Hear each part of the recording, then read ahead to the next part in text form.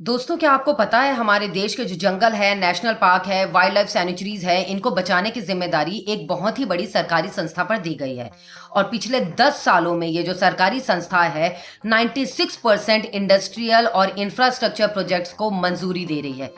Imagine the number 96%। आपने बिल्कुल सही सुना। अब सवाल उठता है, क्या ये जो मंजूरी है ये डेवलपमेंट के लिए है? ये एक्चुअल में इससे हमारे पर्यावरण को बहुत ही बड़ा खतरा है।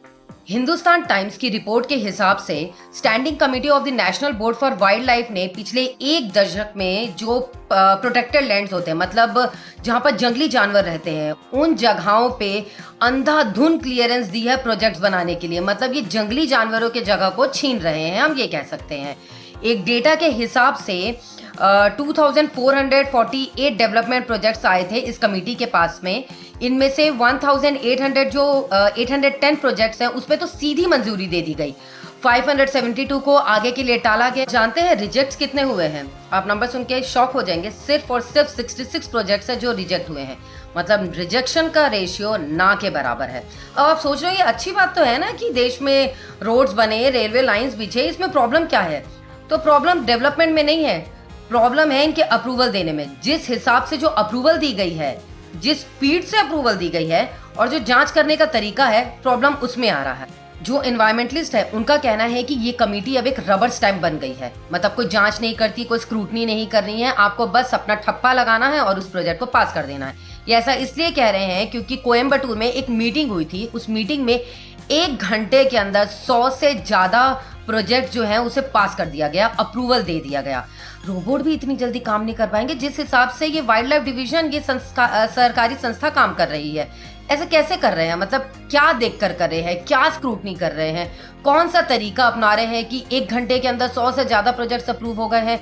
जो दिल्ली हाई कोर्ट है उसने सेंट्रल गवर्नमेंट को फटकार भी मारी है कि उसने जो ये वाइल्ड लाइफ सैंक्चुरी जो डिवीजन है, जो हम बात कर रहे थे एनबीडब्ल्यूएल का, उसे एक अपना आम बना दिया है। तो मात्र औपचारिकता के लिए ये जाता है प्रोजेक्ट्स उनके पास और बस उसे स्टैंप लगा के भेज दिया जाता है, जो बिल्कुल सही है। पार्लियामेंट में पेश किए गए सरकारी आंकड़ों के हिसाब से अप्रैल 2019 से मार्च 2024 के बीच वाइल्ड लाइफ सैंक्चुरीज और जो नेशनल पार्क के अंदर करीब 95,724 हेक्टेयर फॉरेस्ट लैंड को नॉन फॉरेस्ट कामों के लिए डाइवर्ट किया गया है, जिसमें सबसे ज़्यादा जो रेलवे हैं और रोड्स हैं और जो माइनिंग है उसके लिए सबसे ज़्यादा यूज़ किया गया है। टोटल नंबर जो है वो 881 प्रोजेक्ट्स है जो इसमें शामिल किए गए हैं। Retired IFS officer M I Varghese और जो पर्यावरण वकील ऋत्विक दत्ता है, उनका कहना है कि ऐसे हड़बड़ी में डिसीजन लेने से जो इकोसिस्टम है वो बहुत ज़्यादा खराब हो रहा है। और ये हम देख भी रहे हैं किस हिसाब से जो उत्तराखंड और हिमाचल है वहाँ पे लैंडस्लाइड आ रही है, कहीं भूकंप आ रहे हैं, कहीं कुछ हो रहा है।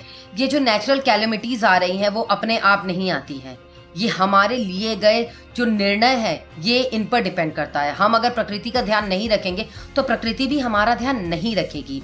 आप ना तो साइट विजिट कर रहे हो, आपको बस ये है कि डेवलपमेंट करना है, जिसके लिए आप जो जंगली जानवर हैं उनका घर भी नहीं छोड़ रहे हो। उन जगहों पर माइनिंग इस हिसाब से हो रही है कि जंगली जानवर तो छोड़ो, वो इंसानों के रहने के लिए भी अब जगह नहीं बच रही है। देखो दोस्तों, डेवलपमेंट बहुत ज़रूरी है, ये मैं भी मानती हूँ, ये आप सब भी मानते हैं। लेकिन इसका मतलब ये नहीं है कि हम पर्यावरण को नुकसान पहुँचाएं।